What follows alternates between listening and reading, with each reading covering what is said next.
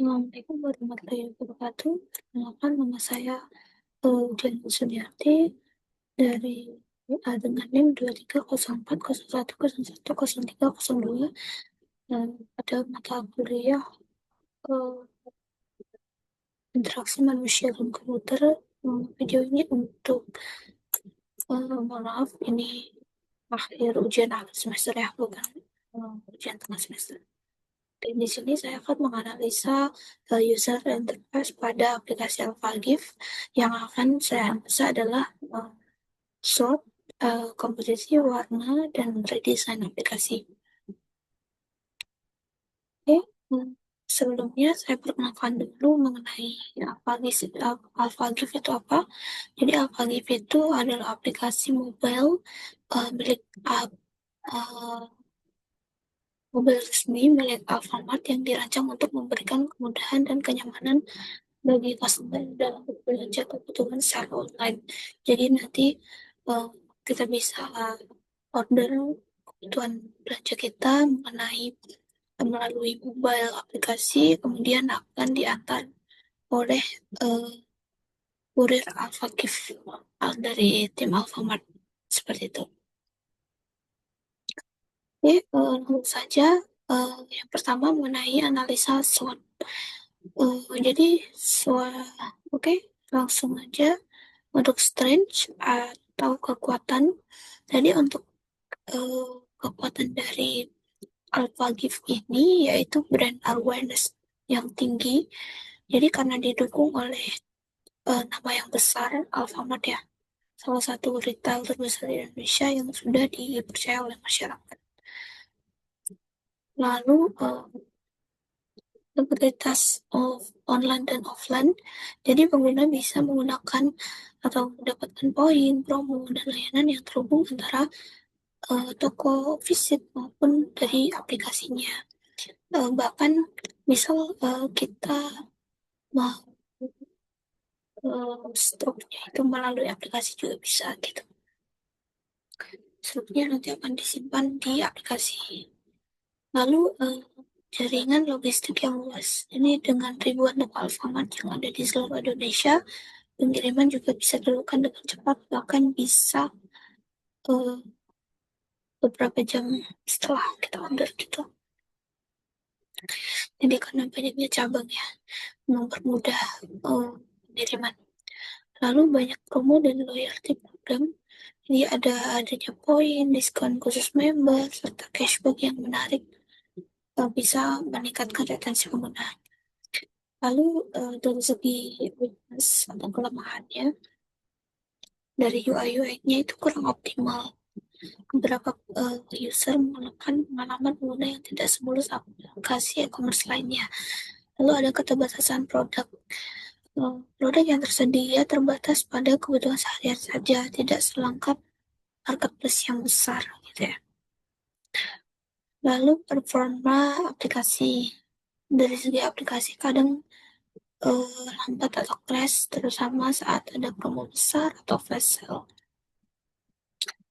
Itu fiturnya kurang inovatif dibandingkan aplikasi komersi besar, fitur-fitur aplikasi masih terbatas dan kurang personalis.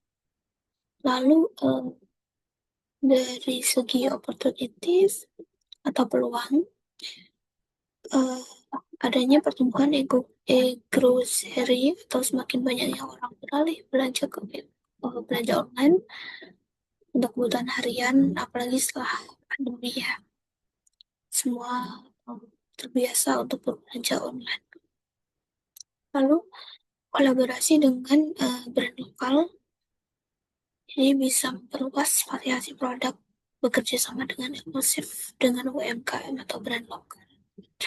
Lalu ekspansi fitur personalisasi, jadi dengan data transaksi atau referensi pelanggan atau pengguna itu search-nya apa gitu ya. Apalagi bisa menghadirkan pengalaman yang lebih personal melalui rekomendasi produk, promo spesifik, atau sistem loyalty yang ditargetkan. Lalu peningkatan fitur interaksi dan gamifikasi. Jadi dengan menambahkan fitur seperti misi belanja, kuis pada dia, atau program loyalty berbasis tantangan bisa meningkatkan keterlibatan pengguna dan retensi aplikasi. Lalu dari segi threats atau ancaman, eh, yaitu adanya kompetisi yang ketat. Jadi e-commerce nggak cuma Alpha Gift aja ya, gitu. Jadi ada dia Shopee, Blibli, atau eh, aplikasi e-commerce lainnya yang menawarkan produk kebutuhan harian yang sama gitu. Lalu ada ketergantungan pada infrastruktur Alfamart. Jadi kalau bila ada gangguan operasional di toko fisik juga bisa mempengaruhi pelayanan di aplikasi. Contoh misal stoknya memang di semua toko itu nggak ada gitu udah. Itu juga di online kita juga nggak bisa beli produk itu gitu. Jadi kalau di offline nggak ada juga di online akan mempengaruhi di aplikasinya.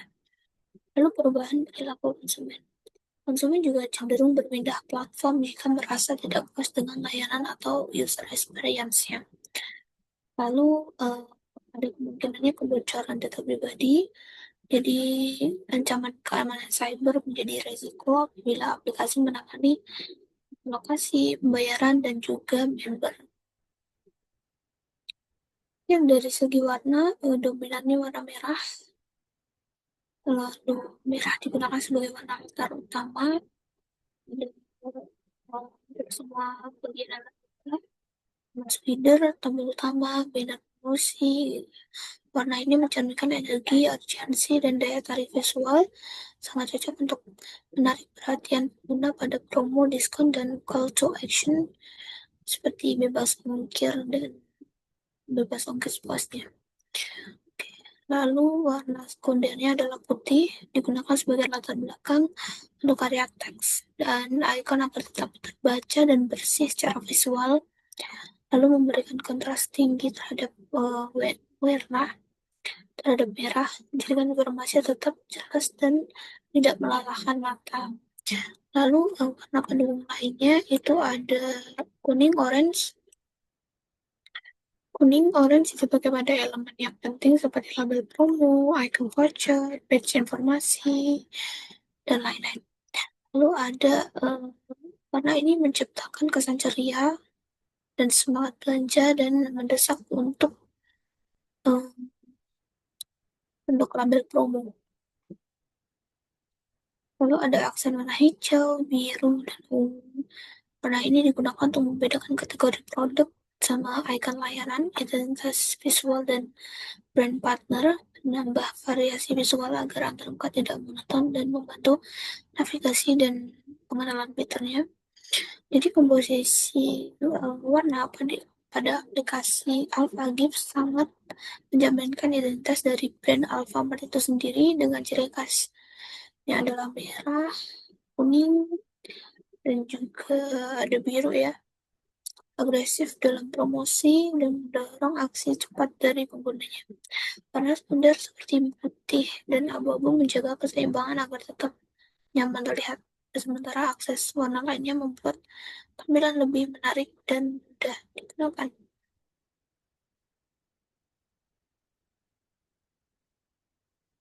Ini untuk untuk desainnya dari segi konsistensi desain itu saat ini Alphabet memiliki banyak visual dan icon yang tanpa tidak seragam dari segi bentuk, ukuran, dan juga gaya ilustrasi. Contohnya gini, ada yang flat, ada yang pakai ilustrasi kartun gitu. Jadi kurang konsisten. Jadi untuk solusinya menggunakan sistem desain yang konsisten, misal mengikuti prinsip dari material desainnya, itu menggunakan ikonografi dan tipografi yang seragam, lalu menerapkan warna utama yang sekunder secara konsisten agar pengguna mudah mengenali fungsi tombolnya.